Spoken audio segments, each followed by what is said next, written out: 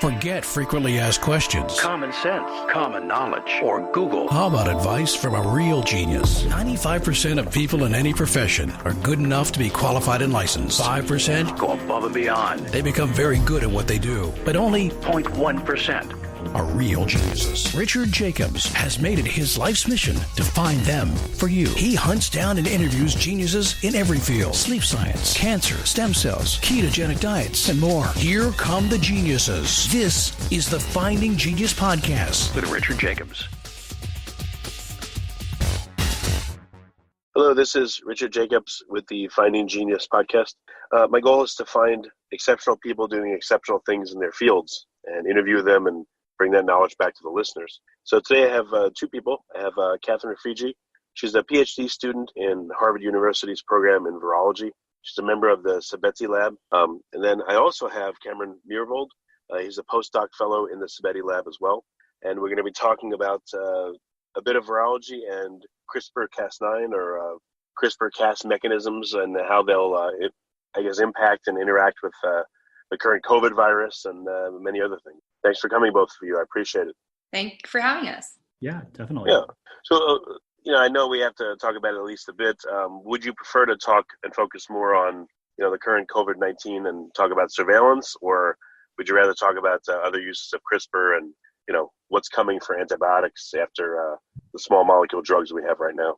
Yeah, I mean, Cameron and I, sort of our brains are in the COVID-19 space right now, so I'm happy to start there if that sounds good to you. Yeah. All right, we'll start there. Do that. Yeah, so what are you working on in particular as it relates to COVID right now? Yeah, maybe Cameron, you want to take this first question? Yeah, sure, definitely. So, with the COVID-19 pandemic, we really see a lot of challenges in the diagnostic space. I think there's been a lot of conversations over the last, couple of weeks, if not a couple of months, really, that we need more tests. We need to make it really easy for people to test for this virus to see who is infected, who is not infected. And that's something we've really, focused on quite a bit. So we've been developing a variety of CRISPR-based diagnostics to try and detect the coronavirus as well as related respiratory virus. When you say test, is this the test for antibodies using blood, or is it the nasal swab to do polymerase chain reaction? Yeah, so we're testing primarily using nasal swab samples, but also are interested in other non-invasive bodily fluids. We're testing for nucleic acid, and so that's analogous to one of these PCR-based assays. But the idea is that this is a test that would be much easier to perform, that you could do a lot more easily in different. Oh, would it be easier than the nasal swab, or easier than a blood test, or would it be more accurate? Like, what would be the benefits? Yeah, great question. So, we'd fundamentally be using the same specimen type as a PCR-based test. The idea is that the test itself would be faster to perform, would require a lot less equipment and infrastructure. So it's something you could imagine doing at, say, a doctor's office, or you could use it to, test to see who is infected at a school or in the workplace, things like that. And how long would it take for the results? So we're aiming for results as quickly as possible. Certainly less than 1 hour, but less than half an hour ideally. That's something we're currently trying to improve. The only issue I wonder about is based on the, I guess I'm just going to call it irrationally high response possibly to the virus. If you work somewhere and you test and they find that you have presence of the virus, I mean, will you be? I guess you'd be sent home, but what happens to you from there? What happens if there's an overreaction and you're stuck at home for inordinate lengths of time because there's just fear? What if 14 days is not enough? Testing I know would help, but then again, people's reaction to someone's test results. Do you see that as an issue, or is that really not a concern? It is something we definitely think about, and I think it's important that the test results get interpreted correctly.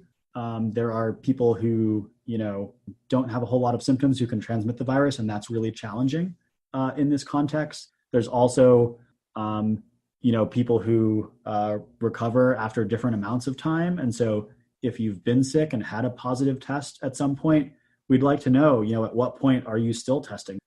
Because if people think that they have recovered and they have not, that poses a real challenge to them potentially going and infecting others inadvertently. I think a lot of the issues surrounding test results, I think, are really going to be addressed by having more testing that is easier to do and is simpler to interpret. I think there's a lot of fear and uncertainty, and that a lot of that comes from the fact that people can't get a definitive answer one way or the other as to whether or not they're infected, and so you assume the worst. But if we could actually test a lot of people and tell them, no, we don't believe that you are infectious, or we don't believe that you have the virus, that would be really. I just want to chime in here too, and one of the questions you raised is, how do you know if you quarantine for 14 days whether or not you're safe to sort of go out in a safe manner? And I think that's one of the things that Cameron and I think deeply about in terms of expanding diagnostic capabilities so that you can continue to test over periods of time and actually be able to tell someone now is a safe time for you to interact with others. And I think one of the things you also mentioned is serology testing, and I think that is sort of now becoming at least possible from a research setting, and that those sorts of diagnostic tests to figure out who actually has developed antibodies are also helpful in figuring out steps for people that have been exposed or have been sick and then recovered. Well, what's the current guidance if you do a nasal swab and you have no virus in you, but you have antibodies? Are you okay? What's the guidance if you have antibodies, but you still do have virus in you? Then what's the guidance?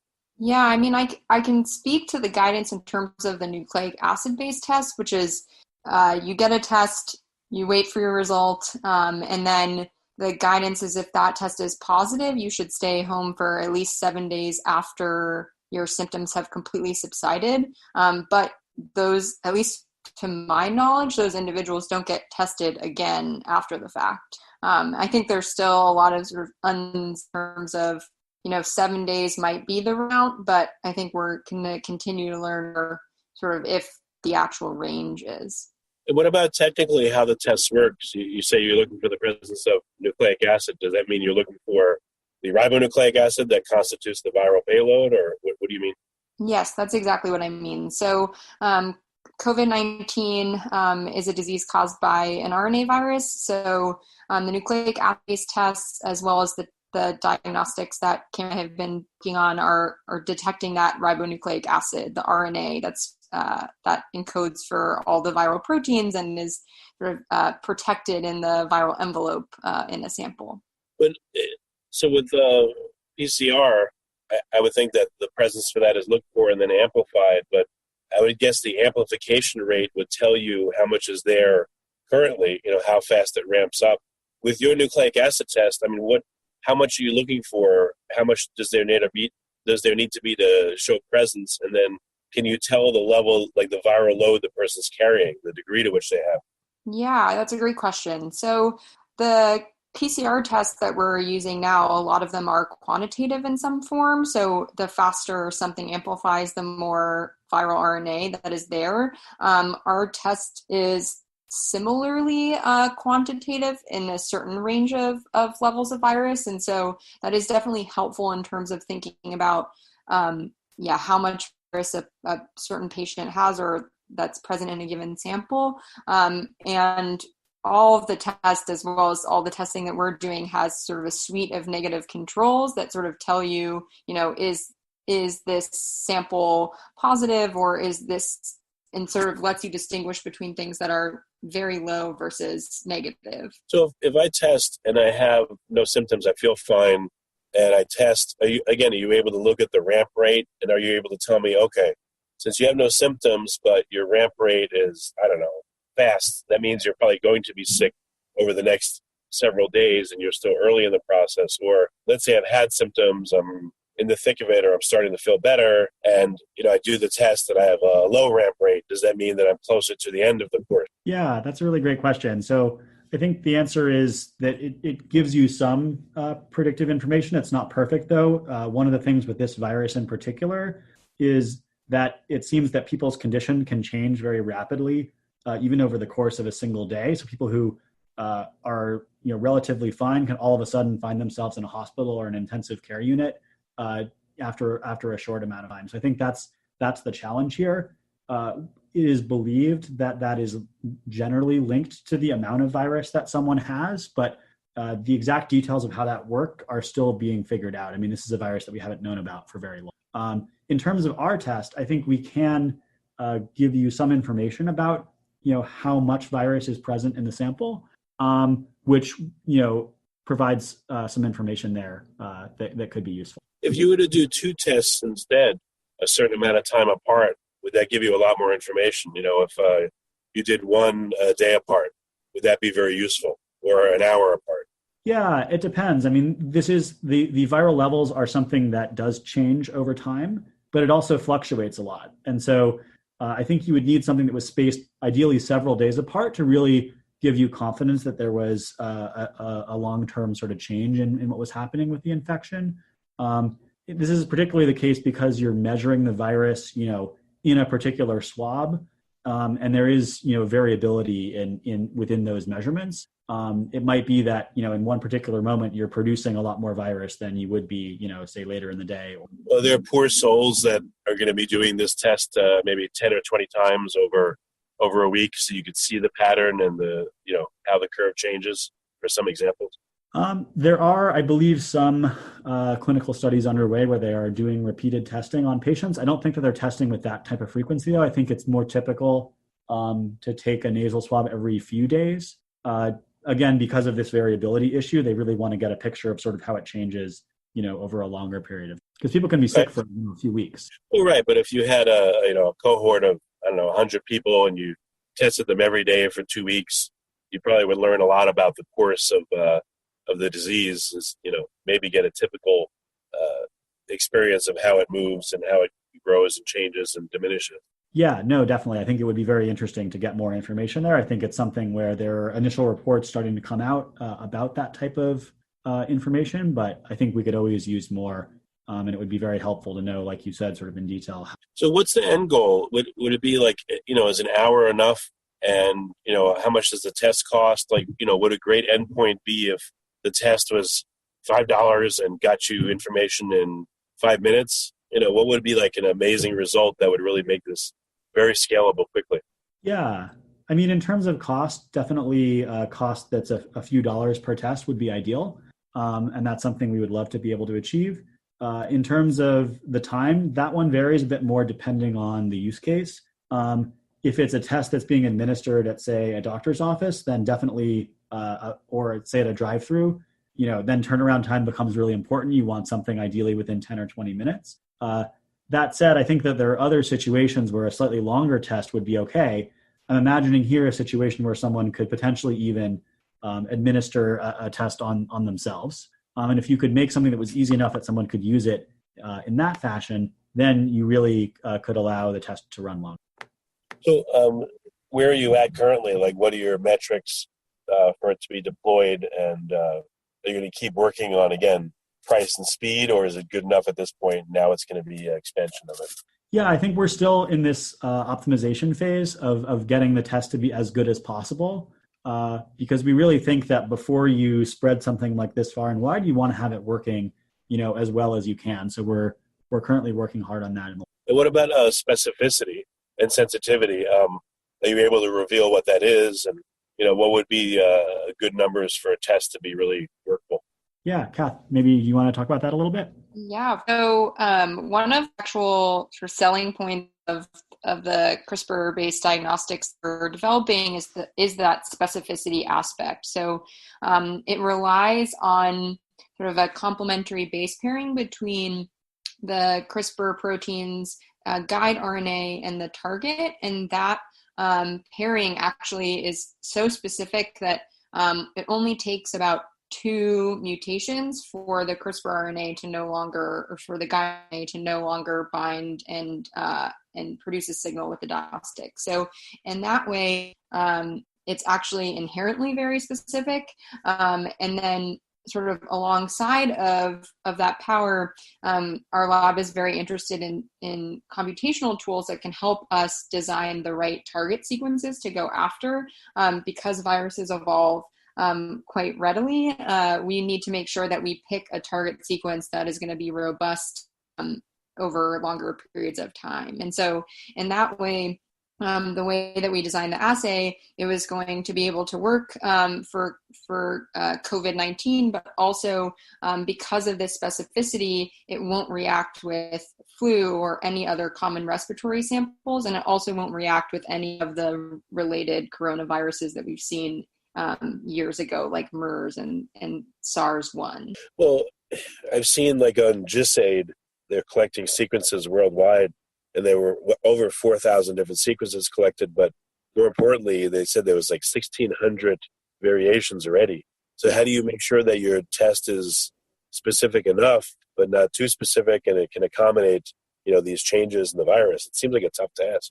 Yeah, I mean, it definitely is in some degrees, but what is actually kind of powerful about, designing diagnostics for viral pathogens is that there are parts of the virus that are so essential that so the more we accumulate, the more it will become clear which of those parts of the virus are essential and the sequence cannot change. And so we're able to design assays against those parts of the virus. And I think flu is a great case of this, where we have thousands, millions of new sequences that we've accumulated over years and years, and yet there are still regions of the virus that you can design a diagnostic against because of the fact that there are essential parts of the genome. So it's been that it is sort of a nice test case for our computational tools to be able to select those best targets and then make sure that that our assay can work over extended periods of time.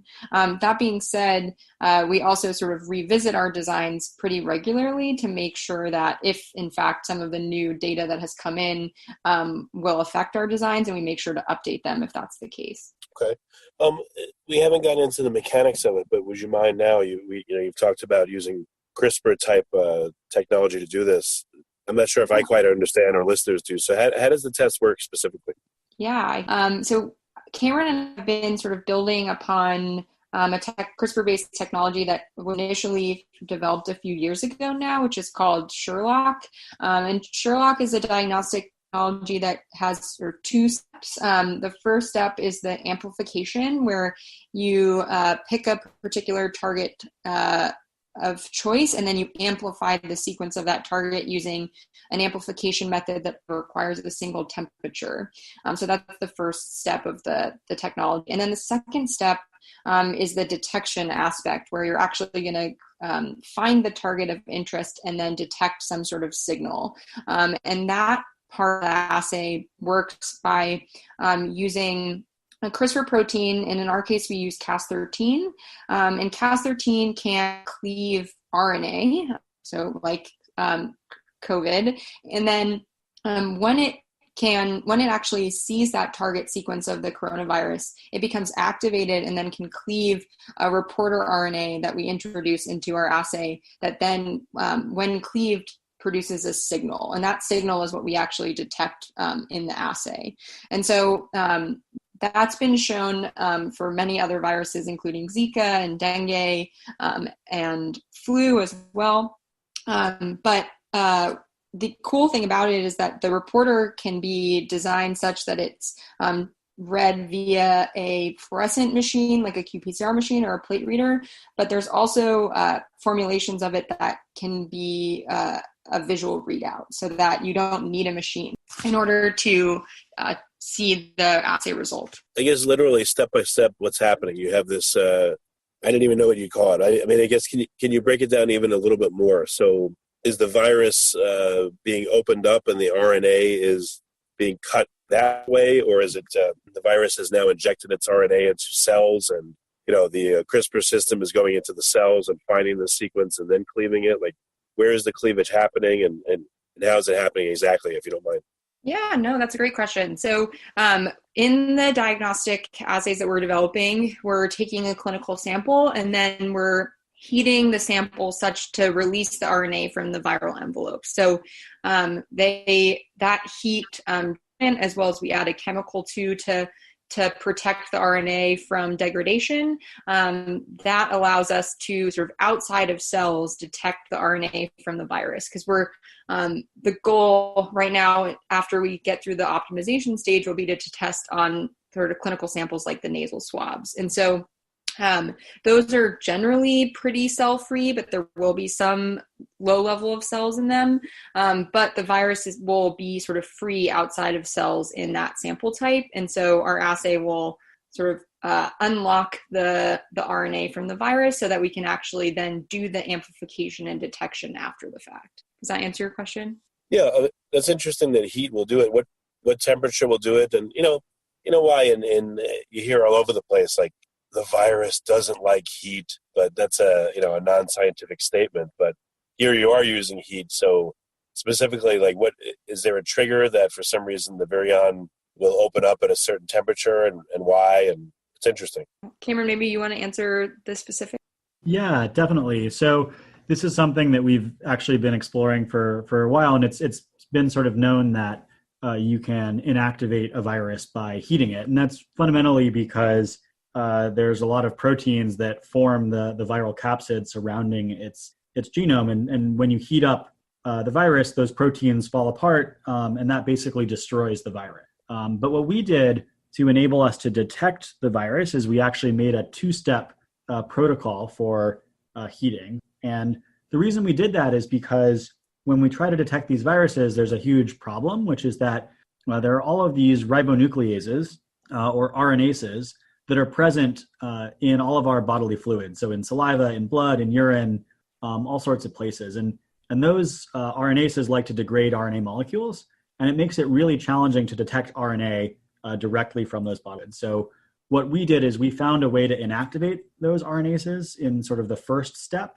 At a moderate temperature, the virus sort of stays intact, but we destroy all of the surrounding nuclease. And then we raise the temperature even higher, usually somewhere between 60 and 70 degrees, but that depends a bit on the virus. Some viruses are more heat stable than others. And once we've done that and heated it for a sufficient period of time, that heat is able to completely inactivate. Oh, obviously 60 to 70 C. Okay. Yeah, so it's pretty hot. Yeah.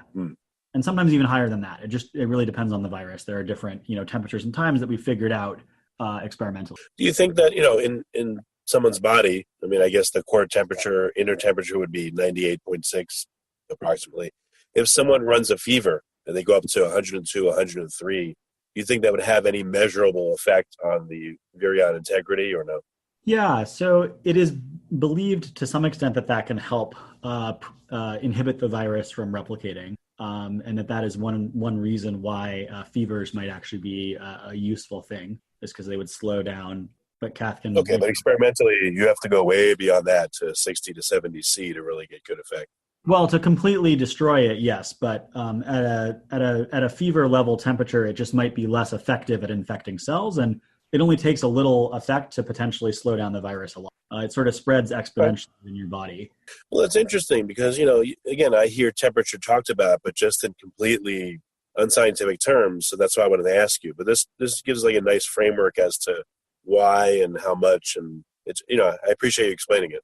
Yeah, definitely. So, okay, so the CRISPR, it selectively cuts the RNA at the places you want it to cut, and then you're amplifying the cut pieces to see the prevalence of them? Yeah, sort of. So basically, once Cas13 binds to its target and starts cutting, it becomes very active, and then it can start cutting a separate RNA molecule that we introduce into the reaction, which is a reporter. And that reporter molecule produces a signal when it gets cut by Cas13. And that process basically allows us to take that one specific, Cas13 binding event and turn it into many, many subsequent cleavage. So it's a form of amplification. So what are some of the early roadblocks you had that made this, not work yet? What did you have to overcome that was tricky? Yeah, I think the big challenge that we face here is making an assay that's as simple to use as possible. There are a lot of other ways to detect viral nucleic acid that are more complicated, that are great, in a laboratory setting, whether that's in a hospital or a clinical lab or what have you. But I think really making something that's simple and robust that can be used by someone who is maybe not an expert, who doesn't have a ton of training, that's really the goal, and that's the challenge, is to finely tune the components of those reactions to get them to work, as well as they can. And what's the preferred way to get this data? Why nasal swab? Why not ask someone to cough into a permeable substance and sample from there, or just draw their blood, or saliva? Why nasal swab? Yeah, great question. Kath, do you want to take that one? Yeah, so there's probably a couple of reasons. So one, you wouldn't necessarily want to take blood because you want to collect from the site where the infection is sort of most prevalent. And so that would be either sort of the lung or the nasal cavity. And then the other reason why they do sort of nasal cavity is because it's safer to sort of take a sample from that area, as opposed to having sort of a person cough and spread droplets in many locations. It sort of is better because it keeps the sample collector safe, but also is just as effective at isolating whether or not there are viruses in a particular clinical sample. Okay, yeah, that makes sense. I figured you could cough in hopefully a sanitary way, but what about saliva? Again, is that inferior to a nasal swab? Because again, the virus is much more likely to be found in the nasal passages versus anywhere else. Yeah, I would say so. So there's some viruses that are definitely very readily secreted in saliva. For sort of lung infections, it's definitely preferable to take from a nasal sample. Okay. And I've also heard the nasal samples, you have to go pretty far back into the nose, and it's not a comfortable or a nice thing. So I guess, is that the case? You have to jam the Q-tip all the way into their brain almost, just I have seen, there's a picture that I saw online maybe a couple days ago that shows how far back it has to go, and it does have to go quite far back there. So it definitely, when you were asking questions about, collecting many, many times, I don't think it's probably more comfortable for the patient to also not have to do the nasal swabs too many times. Well, if you wanted to be in the most sensitive place, I could see that makes sense for an asymptomatic person, but someone that's symptomatic, I would think that you could get blood or something else, because you wouldn't need to necessarily go to the place where the virus is most prevalent. You would know probably, all right, well, it's probably in the blood by now if they're symptomatic. So I would think that the nasal swab really would only be for people that appear to be okay, because then you're looking for any sign of it. Or is that wrong thinking? No, I think from what we know, the sampling from either the nasal swab or even the lung, if someone is very sick, is going to give you a better picture of actual viral load of that individual, because there may be some in the blood, but it won't really be representative of what the load of the virus in the particular tissue that it readily infects. Yeah. Okay. And one thing I would say, to sort of build on that is that if someone is shedding a lot of virus, it might be possible to detect it, for example, in their saliva, which is, pretty easy to acquire. The challenge is just that that's not a certain thing. So it might be that, for someone who's really sick, only 70% of the time is there going to be enough virus in the saliva to detect that way. So it might have some benefit, but if you're going through the effort of taking the test and doing a test, in many cases, it's worth, taking the extra time to get a really quality sample, just so that when you tell someone the result, you can have a lot of confidence that that result is meaningful, that it wasn't just, the virus was there, but we couldn't detect it type of thing. Well, if you had to pick second best to sample, what would it be? Yeah, that could be a sputum sample. As Kath mentioned, that one's a little bit more difficult to collect. It also depends a lot on the age of the person. So many people who are getting quite sick with this virus are older, and they're not really able to cough up sputum very easily.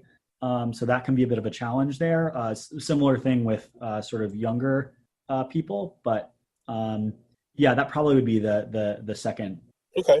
I was just wondering, or maybe there would be you could have someone suck on a cough drop and then actually use the cough drop to, maybe enough saliva and stuff would get on the cough drop that they could use it, or I don't know, just thinking of different things. Yeah. I think it would be great if we had a way of actually sampling, from the right part of the body, in a way that was less invasive for a patient. So if we had, some approach like that, that would be really cool. Yeah. So what's the timeline from here for you? Is the test ready? Is it almost ready? And then what's the scale up look like? Like what's going to happen from now? Yeah, that's a great question. So right now we're in this mode of trying to optimize the test to make it as good as possible. I think at that point when we felt like the test was ready, we would do in a research setting, test it out on a small number of patient samples just to see if it still works well in that more challenging context. And then if that's successful, then we would start thinking about, can we make a lot more of this test? Can we get regulatory approval and things like that? But those are, definitely things that are more on the horizon. I think in the short term, we just want to make sure the test, like the technology behind it too, is working as well as possible. That said, these days things move a lot faster than you might otherwise anticipate just because of the nature of the situation. And so, I think, it's possible that this could be useful sooner rather than later, but there is definitely uncertainty around that as far as making sure that the test. Yeah, I mean, under normal circumstances, how long would it take, you think, to get approval and get the test out there? And is there pressure on you, either self-imposed or from outside, to hurry up and get this going? Yeah, I mean, normally this is a process that takes quite a while. However, given the sort of circumstances, and this is something that the FDA does on a number of occasions when there is a situation that's of public health concern, they sort of allow for the standards to be lowered a bit. This is something called the Emergency Use Act, or EUA, which is basically a way for FDA to say, you don't need to test this as much as you normally would. Given the situation, we think it will be really beneficial to get a bunch of tests out there for a new virus. So when Ebola happened, when Zika happened, during H1N1, the FDA sort of said, we're going to allow companies to develop these types of tests and get them approved more easily. And that's certainly something that has happened with the coronavirus as well. And what's this? I mean, is this the first time you've used the CRISPR technology specifically for this application? And what's this going to allow you to do once you're successful at it? What other things would you test in this way? Yeah. So as Kath mentioned, we've used these CRISPR-based diagnostic assays for a number of different viruses previously, including things like Zika and dengue and influenza. And really, we would love to develop tests for all of the viruses that are threatening to human health, and more broadly to develop tests that can test for more than one virus, because the paradigm nowadays is really focused on, we might test you for one thing, we might test you for a second thing, maybe you'll get a flu test, maybe a strep test, maybe mono if you're lucky or unlucky, depending on your perspective. And I think there's a real need out there to test people for more different things so that we could actually tell you what you're in. Because most of the time that you get sick, you go to the doctor, they diagnose you based on symptoms, and you don't really necessarily ever figure out what. Yeah, that's true. And if it's fast enough too, then they can give you more targeted therapy, and then just, let's say a broad spectrum antibiotic, or, generic antivirals or no antivirals at all, et cetera. That's right. And also, I think for the patient, it's really nice to know like what it actually is. Is this something serious? Should I be worried about it? Should I worry about it spreading, to others in my family or coworkers or things like that? These are questions that people, we're sort of in the back of people's minds always, but I think now the world has changed and people are starting to really think about these more frequently given the whole situation. Yeah, very good. Well, where can people find out more about the Sabeti Lab and your guys' work in particular? Yeah, so we have a website, and that sort of site has bios on Cameron and myself, but also generally what the lab works on, which we do a wide range of CRISPR technologies to also roll sequencing for sort of genomic and viral transmission work. So definitely the best place to look. So it's sabetilab.org. Yeah. Okay. Well, very good. I appreciate both of you coming, and thank you. It's very timely, and it's awesome that you guys are figuring this out. So thank you for what you do and for being here. Thank you. Yeah, thanks so much. You've been listening to the Finding Genius podcast with Richard Jacobs. If you like what you hear, be sure to review and subscribe to the Finding Genius podcast on iTunes or wherever you listen to podcasts. And want to be smarter than everybody else? Become a premium member at findinggeniuspodcast.com. This podcast is for information only. No advice of any kind is being given. Any action you take or don't take as a result of listening is your sole responsibility. Consult professionals when advice is needed.